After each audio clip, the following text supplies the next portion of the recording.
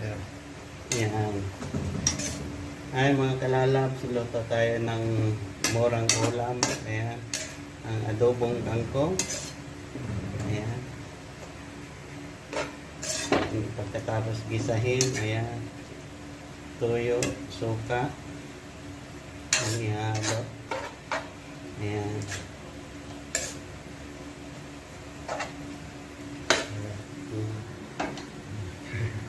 Ay mga kalalabs, ayan, adobong kangkong. Pinakamadaling lutuin. Ayan.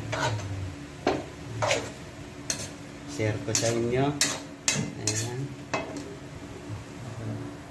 Ayan.